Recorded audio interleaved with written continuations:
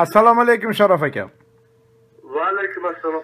Yaxshimisiz aka? Bugun bilasiz, Turkiyadagi voqealardan xabaringiz bo'lishi kerak.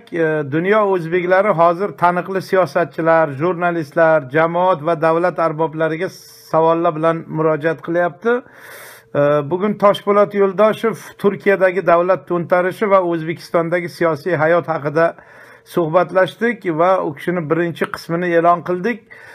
Shundan kelib chiqib sizga bir savol bilan murojaat qilmoqchi edim. Masalan, men shu davlat to'ntarishini eshitib bir narsani o'ylab qoldim.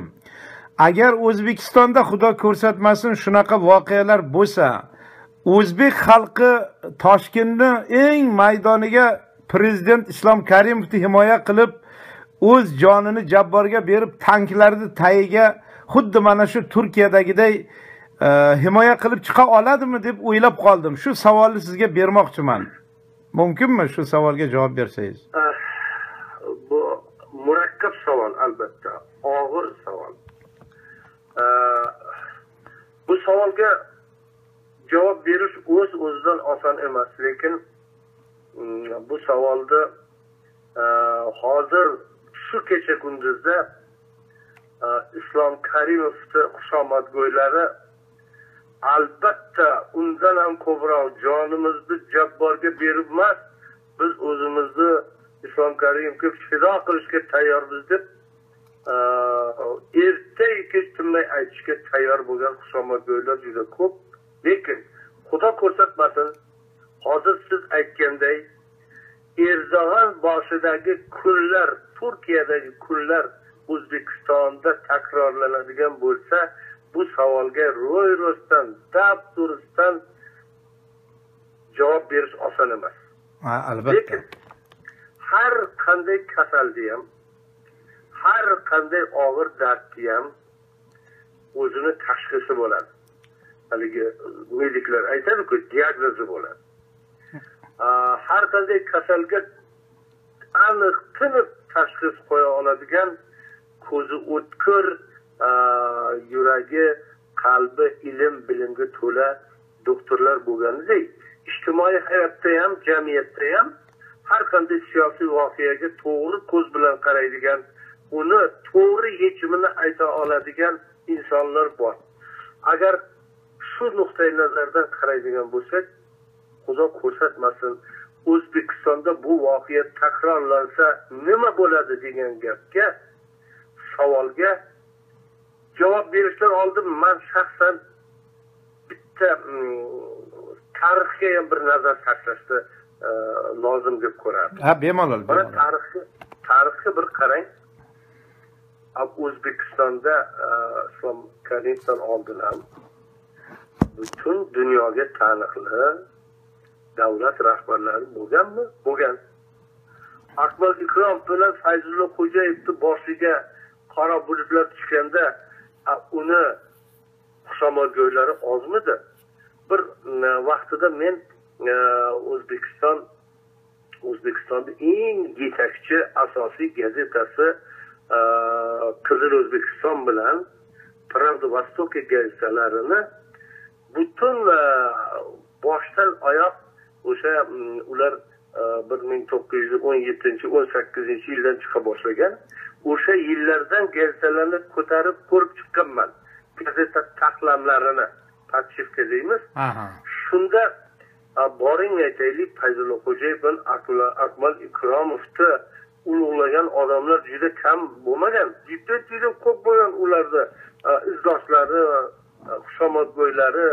Lekin bu ikki buyuk arbobni Moskvada janob Stalin bo'yniga sirdoq solganda O'zbekistonda bironta odam ovozini ko'tarib, "Ey, chiqaylik mana maydonga, ulug' yo'lboshchilarimizni himoya qilaylik" deya olmagan. Endi bu ancha o'tkinchi, uzoq o'tmishdagi tarix. Undan keyingi tarixni olib ko'ring. 50-yillarda O'zbekistonda Usmon Yusupov degan buyuk rahbarini boshiga ne qora bulutlar tushmagan. Uni oldin Moskvaga olib ketishdi, ministr deb. Undan qaytarib Toshkentga jo'natishdi. Oxiri aytaylik, Mirzacho'lda eng og'ir nuqtasiga surgun qilindi. shunda ham Usmonoviy sudda bironta odam himoya qilib chiqa olmagan, qilmagan kerak bo'lsa. Endi mana bizni sizni isbotlar ko'z oldimizda aytaylik Sharof Rashidovni boshiga tushgan kunlar, Sharof Rashidovni, marhum Rashidovni ustidan bo'lgan malomatlar. Sizni biz yaxshi bilardik Rashidov qanaqa odamligini, qanaqangi tarix, qanaqangi buyuk insonligini biladiganlar juda ko'p edi. Lekin uni malomatga qo'yganlar kim bo'ldi? Osmondan uzoqdan kelgan yo'q, o'zini yonida, o'zini qanotida o'sgan ko'p nimalarni qo'ya turaylik. Mana bittasi o'rta nishoni, status nishoni. Sharof Rashidov aytgan, Sharof Rashidov haqida aytgan minbarlardan aytilgan gaplarga o'sha paytda oddiyroq qilib aytganda ilon po'st tashlaydigan darajaga bordi. Lekin bironta odam aytaylik. Lekin shu nuqtai nazardan Islom Karimovni o'ziga tan beradigan joyi bor. Islom Karimov 1900 adashmasam 89-yil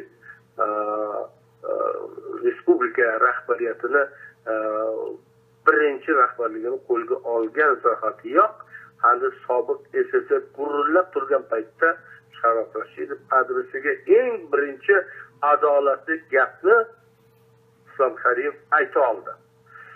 Lekin endi hozir gap boshqa boisga ketyapti.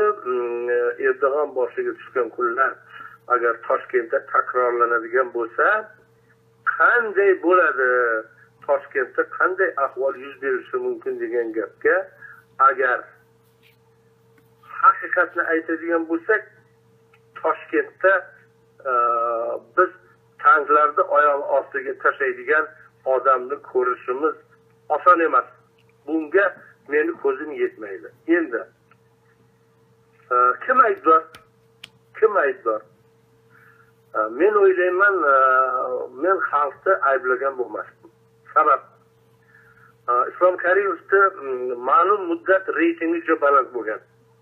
Aytaylik, o'sha Islom Karimov O'zbekiston rahbarligini birinchi bor qo'lga olgan yillarda qaysiki u paxta ishlari, o'zbek ishlari kabi eng og'ir malomatlarni choq-choqidan so'kib tashlagan yillarda O'zbekistonda aytaylik, O'zbekiston tarixini, buyuk tarixini tiklashga yeng shimargan 90-yillarda o'sha dastlabki rahbarlik yillarida Islom Karimovni sindirish deymizmi, yo'qotish deymizmi yoki davlat rahbarligidan chiqib chiqarish deymizmi oson emas edi.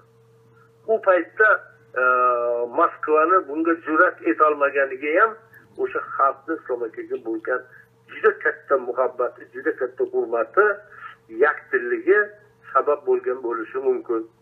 Lekin bora-bora nima bo'lyapti?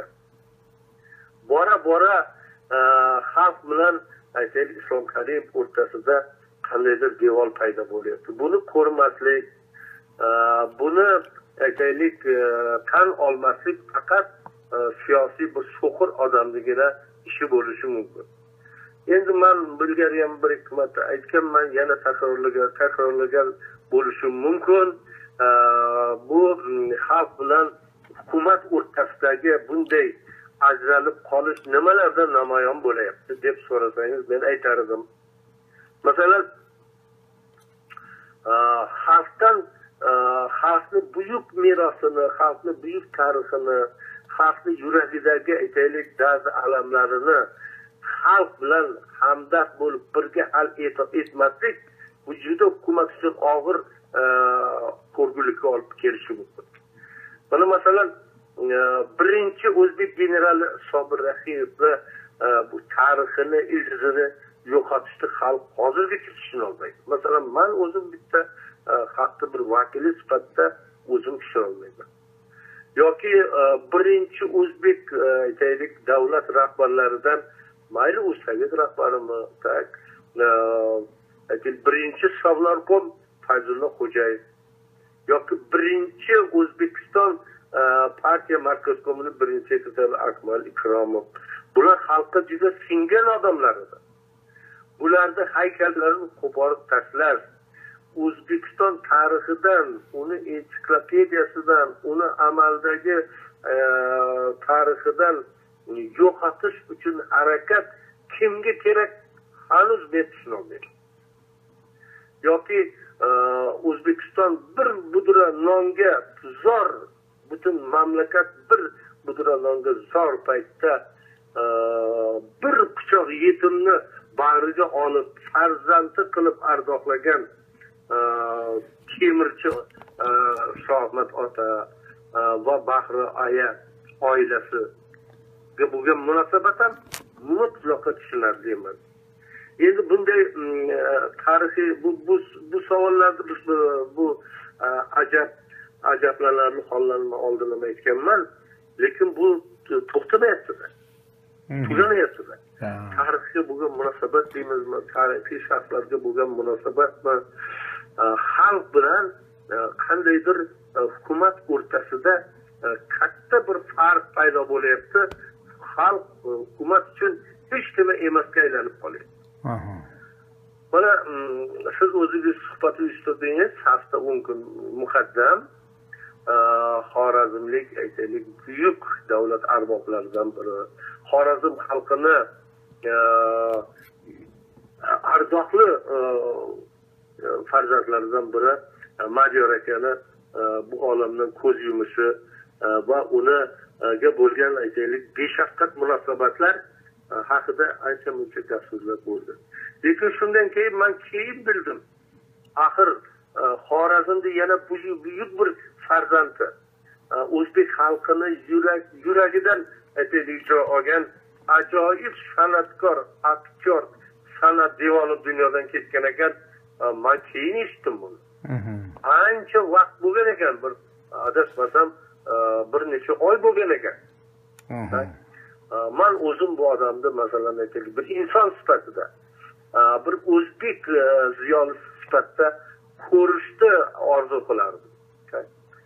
Undan keyin mana aytaylik ajoyib aktyor O'lmas Alixo'jayevni bu dunyodan ko'z yumganligini va jimgina tarixdan o'chirib tashlanganligini eshitib yuragimdan aytaylik ezilib ketdim.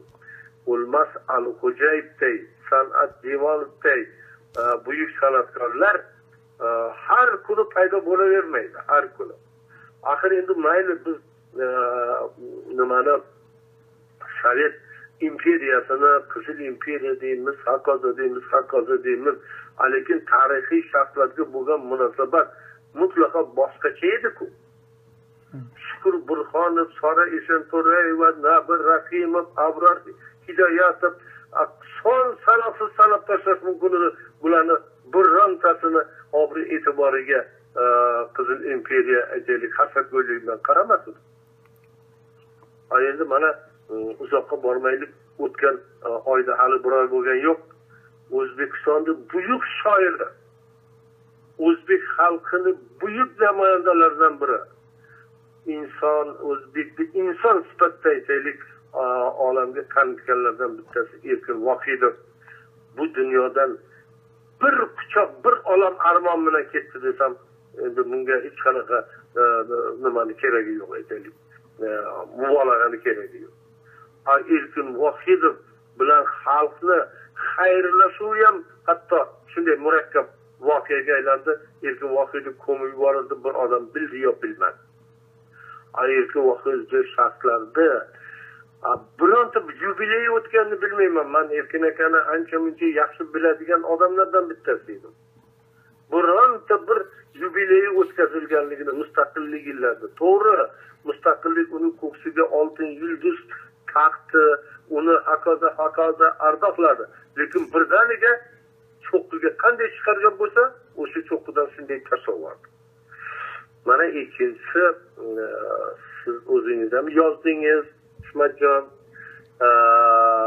Bu gap ham yangilik emas. Erkin Vohidov qanday armon bilan ketgan bo'lsa, shunday armon bilan yana bir buyuk shoirimiz Abdulla Oripov hukumatni ko'ziga miltillab qarab turibdi. men yaqinda ko'rdim shoirni. Umr bersin bu insonga. Lekin buni ko'zi, yuragi, butun qalbi dardga limmolim, u jim, u hech kimga bir nima demaydigan odamlardan bittasi. Endi mana shu voqealardan keyin mutlaqo prezident kim bilan degan savol tug'iladi. Prezident mana shu kecha kunduzda bir necha marta aytaylik Mirabror Usmonov bilan qabulda prezidentning qabulida aytaylik Mirabror Usmonov bilan ko'rsatildi. Qayta ko'rsatildi. Bu shunday uyushtirilgan teatr bo'ldiki, Mirabror Usmonov prezident bilan yonma-yon o'tirdi. Endi bunday voqealardan keyin odam o'kinib ketasanki, to'g'ri Mirabror Usmonov endi bu dunyoni aytaylik o'zbek dunyosini yarmini egallagan bu inson, bundan boshqa yana bir qancha oligarxlar chiqqan, bular o'zi O'zbekiston uchun nima qilgan degan savolga odam javob topolmaydi. Lekin bular qaysi majlisda, qaysi yig'inda bo'lmasin, prezidentning atrofida. Shuning uchun xudo ko'rsatmasin, Ismatjon, siz savolingizda ancha mubolag'a bor, chunki O'zbekistonda bunday voqea takrorlanishi uchun juda katta qirg'inlar bosib o'tilishi mumkin. Lekin xudo ko'rsatmasin, agar shunday voqeani biz tasavvurda tiklaydigan bo'lsak, nafaqat tanklarni tagiga xalq hatto bilmay qolishi ham mumkin, xalq ajablanib qarashi ham mumkin. Hatto ochiqroq aytish mumkin, ya janob prezident, oligarxlar chiqsin, sizni o'zingizni yog'ini yeydiganlar, sizni yoningizda turganlar chiqsin. Tankni tagiga o'zini tashlasin deb, tankni tagiga o'shalar borsin. Yoki siz bilan birga ketsin deb turishi mumkin. Xudo ko'rsatmasin. Yoki mana aytaylik, Jizzax bilan Sirdaryoda bo'lgan voqealarni men bir-ikki marta aytdim. Mana shunday paytda yana o'zimni ham ko'z oldimga kelyapti. O'zbekistonda o'tgan oydan buyon 60 graduslik jazirama O'zbekiston butun dunyoni aytaylik xaritasini, ob-havo xaritasini kuzatib turibman. O'zbekistonda bo'lgan issiq bu Saudiyada ham bo'lgan yo'q. Boshqa sahrolarda ham bo'lgan yo'q. Bu O'zbekistonda g'ayritabiiy issiq bo'ldi. Buni prezidentimiz ham hatto Surxondaryoga borganda televideniyada aytdilar. Doktorlar u kishiga aytgan ekan, o'zlari kulib aytdilar. Doktorlar menga bu oyda, bu issiqda saharga chiqmaslikni tavsiya qilishdi. Lekin men xalqqa bo'lgan mehrim, xalqqa bo'lgan tashnaligim tufayli har qanaqa jaziramada ham Surxondaryo va Qashqadaryoni ko'rgim keldi, xalqqa ko'ziga qaragim keldi dedilar. Lekin xalq bilan uchrashmadilar-ku. Boradilar, 8 ta odamni bir haligi shiyponda Mirziyoyev janoblari qurib qo'ygan bir shiyponlar bor. Har viloyatda bor, 2-3 ta joyda har ehtimolga qarshi 8 ta odam paydo bo'ladi. U 8 ta odam ham qo'lida daftar bilan turadi. Kostyum shum va galstuk bilan deng. Yana. Hayronman. Mana Qashqadaryoda bir Abdiyev degan muttaham shunaqangi endi gaplarni gapirdiki, men bu muttaham senator ekan, men aytmoqchiman, vaqt kelar. O'rtoq Abdiyev, xalq sendan bir marta so'raydi. Haligi 1 metr do'pkaygan do'ppini kiyib, ko'zing ola-bula bo'lib, shunaqangi gaplarni aytiladiki, bu xalqning nomidan bunday gaplar aytish Abdiyevga berilmagan. Albatta men ham bunday gap aytishga aytaylik haqqim yo'qdir. Biroq aytmoqchiman, 8 ta odam bu xalq emas. Islom aka, amma sizni yaxshi bilardik-ku, sizni atrofingizda. Sizni o'sha Qashqadaryoga borganda million odam ko'rgisi keladi. Shunday mashinalarda, bronirованный mashinada bir yurib aylaning, xalq sizni bir olqishlasin. Nimaga siz bir paxtazorda ichidami, g'allazorda ichidami qurilgan bir shohona shiyponni so'ramaysizki, bu shiypon kimga, sizdan keyin kimga xizmat qiladi? Bu million aytaylik davlat nimasiga qurilgan, hamma yog'iga aytaylik haligi bezaklab berilgan shiypon. Bu shiyponlar kimga qurilgan va nimaga qurilgan? u yerda butun turadigan 5 ta 10 ta odam hammasi daftar bilan turadi. Keyin o'zingiz bilan bir 30 ta muxbir olib boradigan, aytaylik, yana bir odat chiqardingiz. Televideniyani muxbirlari, yana qaysidir muxbirlar, keyin haligi davlat xodimi nimangiz bor, aytaylik, davlat maslahatchisi Xayriddin Sultonov. Shularda aytaylik qo'lida daftar, siz og'zingizda bir marta islomga shular daftarni tortib olib bir o'qib ko'ring nimani yozar ekan. Ertadan kechgacha.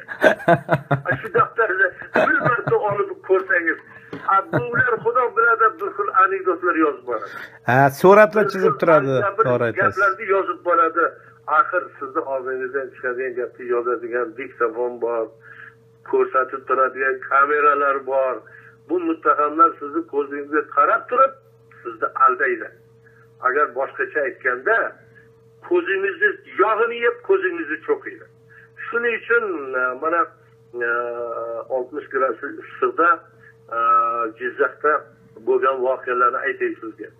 Jizzaxda hokimi hozir keyingi bir oydan beri Jizzax byudjet xodimlari oldiga bir oyligini nimaga umumiy nimaga xazinaga topshirish yoki 1 gektar yerga mosh ekib berishni aytaylik vazifa qilib qo'ydi. Aytaylik Jizzax viloyati Malayziya bilan necha ming tonna moshga aytaylik shartnoma tuzganimiz, shuni xalq yetkazib berish kerak ekan.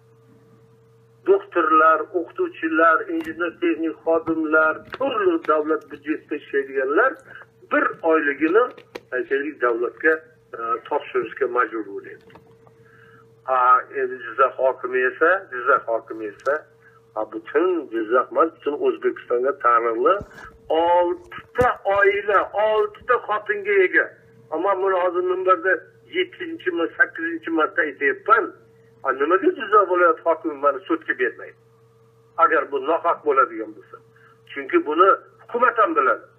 Hukumat raisi hatto selektorda ham sizni topib bo'lmaydi.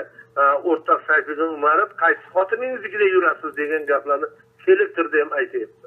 Lekin bu hazil mazaq o'yinchoq gaplar emas-ku. Yoki Sirdaryo viloyat hokimi. Bu Sirdaryoda bitta ko'prik bor.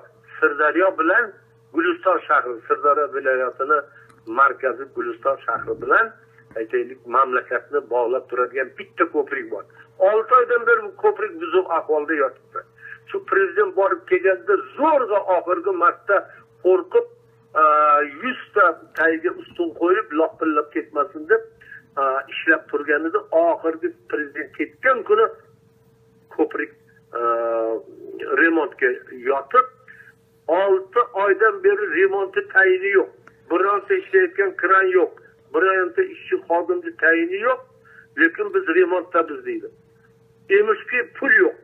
Pulni hammasi hokimning cho'ntagida. Chunki yaqinda qaynotasini 80 yilligida 500 kishi borib bitta qopga dollar tashlayapti, bitta qopga so'm tashlayapti. Ashurmatov tepasida turibdi. Hokim, viloyat hokimi tepasida turibdi. Endi mana shunday hodisalardan keyin xalq aytmaydimi? Janob, agar shunday voqea bo'ladigan bo'lsa, sizni o'sha hokimlar qo'llasin. Sizni o'sha aytaylik mulozimlaringiz tank tagiga tashlasin degan gaplarni aytishi mumkin. Lekin shunga qaramay men albatta bunday voqeani mutlaqo tasavvurimga sig'dira olmayman. Chunki o'sha Turkiyada bo'lgan voqeaga men o'zimda to'g'ridan to'g'ri munosabatimda aytadigan bo'lsam, Erdo'g'on yutgan yo'q. Qaysidir mamlakatda kichkina bir to'polon bo'ladigan bo'lsa ham, aytaylik mamlakatda bironta chekkasida bironta odamning oyog'i bironta toshga qoqilib ketsa ham prezident aybdor. Chunki prezident o'sha toshlarni terdirib turish kerak. Bu Qur'onda ham bor. Mamlakatdagi har qanday bedodlikka o'sha mamlakatda birinchi rahbarini bevosita aloqasi bo'ladi. Shuning uchun hozir mana 6,5 ming odam Turkiyada hibsga olindi deyapti. Erdo'g'onni katta buyuk g'alabasi deb butun dunyoda gap so'zlar yuritdi. Bu birinchi to'lqin. Birinchi to'lqinda Erdo'g'on xuddi g'alaba qozonganday bo'lib turibdi. Lekin u 6,5 ming odamda bir necha yuz minglab aytaylik o'zini tarafdorlari bor. Ularda ham ortida turgan odamlar bor. Bu g'alayonda ularni qo'llab-quvvatlay olmagan kishilar hozir biz ekranda ularni ko'ra olmayapmiz. Bu to'lqinning qaytishi bor. Bu to'lqinning qaytishida albatta Erdo'g'onni qumni yuvganday daryo yuvib ketadi. Shuning uchun Erdo'g'on bundan yutdim demasa bo'ladi. Qayerdagi g'alayon bo'ldimi, qayerdagi xalq noroziligi ozmi, ko'pmi namoyon bo'ldimi, mamlakat rahbari chiqib o'ylab ko'rishi kerak. U doimo aytaylik xalq bilan birga bo'la oldimmi deb qarashi kerak. Xushomadgo'ylar esa prezidentni birinchi tashlab qochib ketadigan ulfatlari bo'ladi. Birinchi qochib ketadigan askarlari bo'ladi. Xudo ko'rsatmasin, O'zbekistonda biron kor holi yoz bo'lsa, bugun qo'liga qalam olib prezidentni og'zidan chiqqan so'zni yozib olishga muntazir turganlar birinchi bo'lib qalam daftarini otib o'shalar qochib ketadi. Yoki birinchi bo'lib o'shalar aytaylik haligi prezidentga qarshi g'alayonga qo'shilib ketgan bo'ladi. Shuning uchun kimki xushomadgo'ylar bilan birga ekan, uni kelajagi yo'q deb o'ylayman. Har bir davlat rahbari faxrlanishi kerak. U xalq bilan bo'lishi kerak. Xalq bilan bo'lgan odamning boshiga hech qachon oxir musibat tushmaydi. Ertami ko'chmi xalq o'zini qalbi bilan, o'zini mehri bilan bunday aytaylik rahbarni doimo ardoqlaydi va uni etagidan qanday mahkam ushlagan bo'lsa, shunday mahkam tutib qoladi. Shuning uchun kattami, kichikmi arbob xalq bilan bo'lishlikni unutmaslik kerak. Rahmat Sharof aka, omon bo'ling. Ming rahmat aka. Salomat.